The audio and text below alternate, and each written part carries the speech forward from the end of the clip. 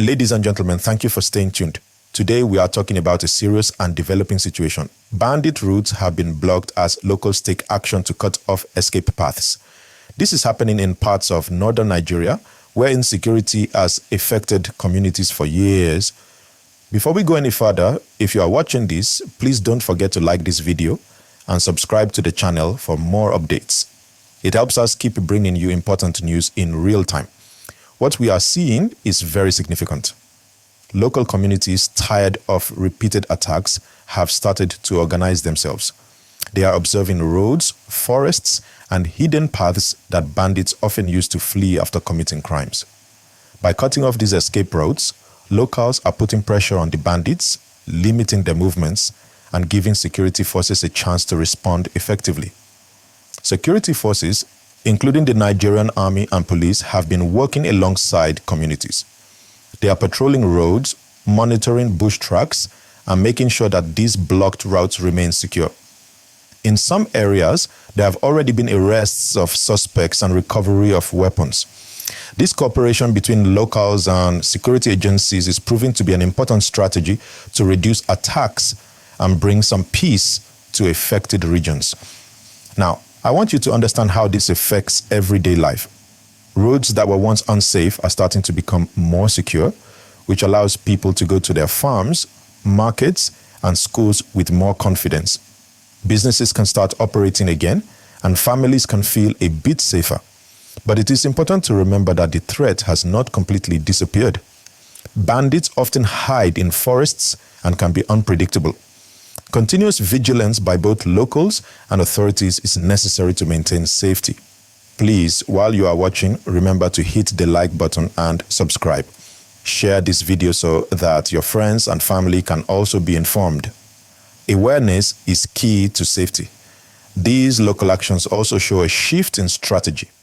Instead of waiting for security forces to act alone, communities are taking a proactive role. This is empowering people and giving them a sense of control over their own safety. It also forces bandits to rethink their movements, knowing that communities are watching and ready to respond.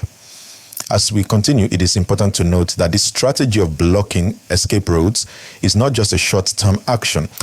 Communities are learning from past experiences and are organizing themselves to create long-term solutions.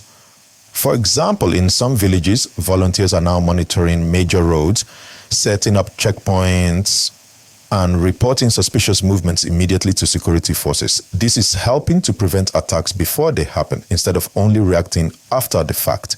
The impact on bandits is already visible. When escape routes are blocked, they are forced to stay in the forests longer, making it harder for them to operate freely. Some groups have been cornered and arrested by security forces during joint operations with locals. These successes are small but meaningful victories for the communities who have been living in fear for many years. It's also important to understand that the courage of local people plays a key role here. Families, farmers, traders, and youth groups are all participating in these efforts. Their cooperation is helping to create a stronger sense of safety and unity in the community.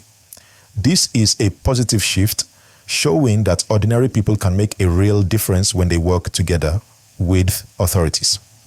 Now, while I am explaining this, I want to remind you again, please like this video, subscribe to the channel, and click the notification bell so you don't miss any updates. Sharing this video can also help your friends and neighbors stay informed. Awareness is one of the most effective tools in keeping everyone safe. Looking ahead, the continued blocking of bandit routes may lead to a larger reduction in criminal activity in affected areas.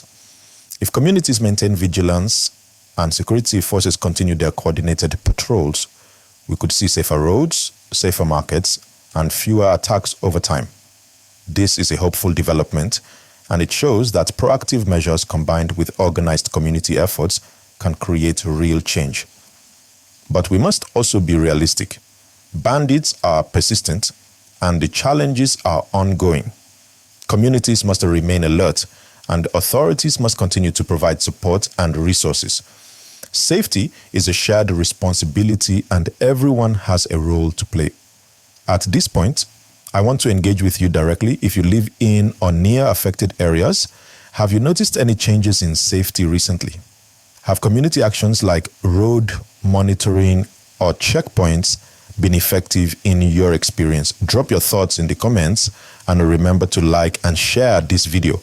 Your voice matters in spreading awareness and encouraging community action. We will continue to watch how this situation develops. The next segment will discuss the wider effects on neighboring regions, how local commerce and daily life are adjusting, and what lessons can be learned for long-term security strategies.